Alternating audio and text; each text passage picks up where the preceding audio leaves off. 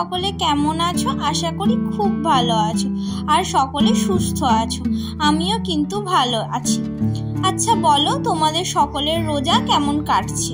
দেখতে দেখতে দেখো 15টা রোজাও কিন্তু আমরা পার করে দিলাম। আজকে 16 নাম্বার রোজা। তোমরা অবশ্যই জানিও তোমাদের রোজা কেমন কাটলো।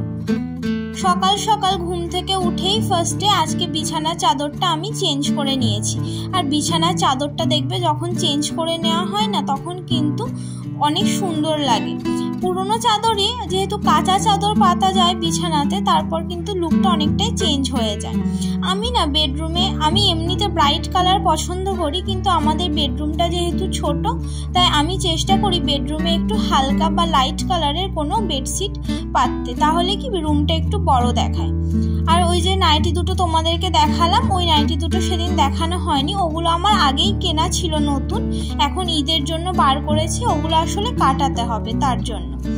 আর সকালবেলাতে অনেক জামা কাপড় আমি গুছিয়ে নিয়েছিলাম, কালকের জামা কাপড়গুলো ছিল ওগুলো সব গুছিয়ে নিয়েছি, এখন এই চেয়ারটার মধ্যে রেখে দিচ্ছি।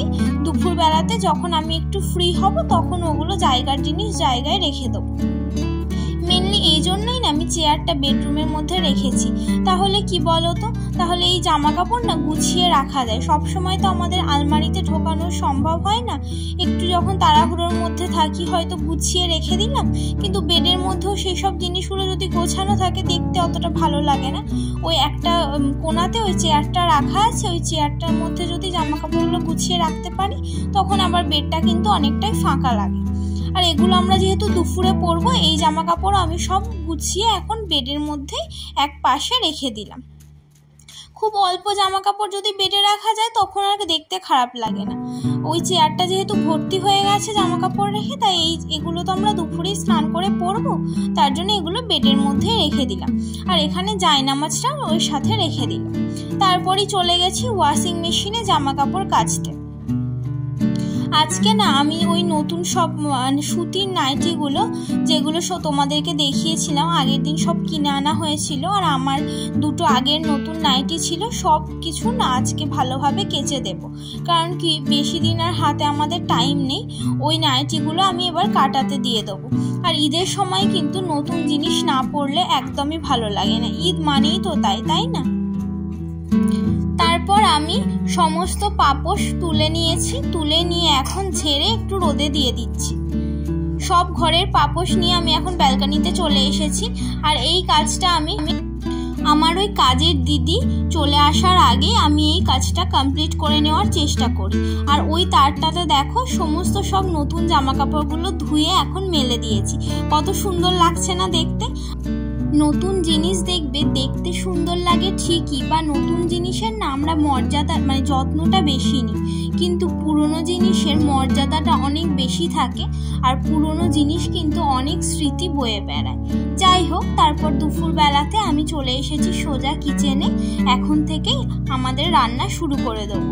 এখন থেকে যদি না রান্না শুরু করি না, ওই ইফতারের পরে আমার কিন্তু কিচেনে থাকতে একদম ভালো লাগে না। আজকে ডিম হবে মেনুতে, তার জন্য আমি এখানে ডিমটা সিদ্ধ করতে বসিয়ে দিলাম। ডিম আমার শেষ হয়ে গেছে। আমাদের বাড়িতে না ডিমটা সবসময় থাকে, আমি আগেও বলেছি আমার ছেলে যেহেতু ডিমটা খেতে ভালোবাসে, তাই ডিমটা আমাদের বাড়িতে সবসময় থাকে। আসলে এই দুদিন ছুটি থাকা সত্ত্বেও আমার হাজব্যান্ড বাজারে বেরোতে পারেনি, যেহেতু ওই হোলির জন্য খুব একটা আমাদের আর বাইরে বেরোনো সেরকমভাবে হয়নি। ডিমটা তাড়াতাড়ি নিয়ে চলে আসার ব্যবস্থা করতে হবে, যেহেতু আমার ছেলে প্রায় প্রত্যেক দিন একটা দুটো করে ডিম খেয়েই থাকে। তারপর দেখো আমি এখানে আজকে ডিমটা একটু আলু দিয়েই রান্না করবো, ওর জন্য এখানে আলুটা ভালো করে ছুলে নিয়ে আলুটা এখন কেটে নিলাম। আর একটু উচ্ছে আর পেঁয়াজ সমস্ত সব কেটে ধুয়ে রাখা হয়ে গেছে। ওর ওদিকে না গাজরটাও কেটে নিয়েছি আলুর সাথে, আর ডিমটাও দেখো সিদ্ধ হয়ে গেছে। একটু বেগুন ভাজা হবে, আর ডিমের পেঁয়াজটাও আমি একবারে কেটে নিয়েছি। সমস্ত সব কেটে একবারে যদি রান্না বসানো হয় তাহলে কিন্তু রান্না খুব তাড়াতাড়ি হয়ে যায়। আমিও সেরকমই করি, আমার হাতে যদি একটু টাইম থাকে না তাহলে আমি সমস্ত সব জোগাড়টা করে নিই, তারপর রান্নাটা বসাই। এখানে আমি উচ্ছে আর পেঁয়াজটা একেবারেই কড়াইয়ের মধ্যে দিয়ে দিলাম। তারপর এখানে নুন আর হলুদ দিয়ে নেবো, একটু ভাজাটা হলেই হয়ে যাবে।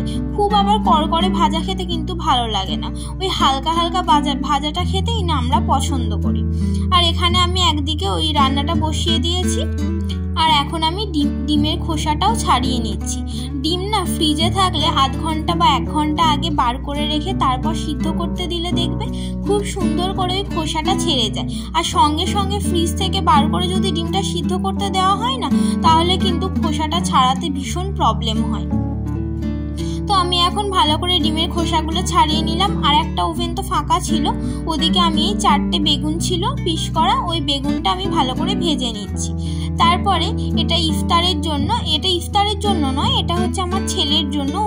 ও আমাদের সাথে আসলে ইফতারেই খাবে। এটা একটু ওর জন্য পাস্তা বানিয়ে দিচ্ছি। হাতে খুব একটা বেশি টাইম ছিল না, তাই সমস্ত সব সবজি এখানে কেটে নিয়েছি, দিয়ে ধুয়ে এর মধ্যে দিয়ে দিয়েছি। সবজি বলতে গাজরটাই আমার বাড়িতে ছিল, আর টমেটো, আর একটু পেঁয়াজ আর লঙ্কা কুচি একটা দিয়েছি।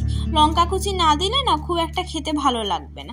আর একটু সয়া সস আর এই টমেটো কেচাপ দিয়ে, আর একটু ওই অরিগ্যানো ছিল, অরিগ্যানোটা দিয়ে এর মধ্যে আমি পাস্তাটা দিয়ে দেবো। আর হ্যাঁ, একটা ছোট কিউব বাটার দিয়ে দিলাম। আর এর মধ্যে জল দিয়ে দেবো, দিয়ে এটা ওই 10-15 মিনিট মতো একসাথে করলেই কিন্তু হয়ে যাবে। মানে গ্যাসে বসিয়ে দেবো, নিজে নিজেই হয়ে যাবে। কত ইয়ামি দেখতে হয়েছে দেখো, পাস্তাটা খুব ভালো হয়েছিল খেতে, শুধু ঝালটা একটু বেশি হয়ে গিয়েছিল। তারপর তো ইফতার করার পরে আমি এখন এখানে ঝাঁট দিয়ে নিচ্ছি কিচেনটা, যেহেতু রান্না বান্না হলো, পরিষ্কার না করলে তো হবে না। তারপর ভালো করে ক্লিন করে নিচ্ছি। দেন নামাজ পড়ে আমি এখন বসে নিয়েছি সব থেকে আমার পছন্দের জিনিস, চা নিয়ে। চা খেয়েও তো শান্তি নেই, চা খেয়ে এগুলো না মাজলে হবে না, তখন আবার অনেক বাসন একসাথে পড়ে যাবে। তাই এই সমস্ত বাসন ভালো করে মেজে নিচ্ছি, যদিও অল্প ছিল, টুকটাক মেজে নিচ্ছি বাসনগুলো। ভালো করে বাসনগুলো মেজে তারপর ধুয়ে নিলেই আজকের মতো কাজ শেষ। চলো সমস্ত রান্নাগুলো একবার দেখিয়ে নিই। এখানে হয়েছে ডিম আলুর তরকারি, আর একটা প্লেটে আছে উচ্ছে ভাজা আর বেগুন ভাজাটা পাশাপাশি রেখেছি। তারপর সব কাজ সেরে ভাতটা বসিয়ে দিলাম। ভাতটা আমাদের গরম গরম খাওয়া হয়, তাই একটু দেরি করে বসালেও সমস্যা নেই। তারপর বর এনেছিল হালিম, ও একটু বাইরে গিয়েছিল। চলো আমরা হালিমটা খাই। আর আজকের ভিডিওটা এখানেই শেষ করছি। কেমন লাগলো অবশ্যই জানিও। আজকের মতো বাই, গুড নাইট।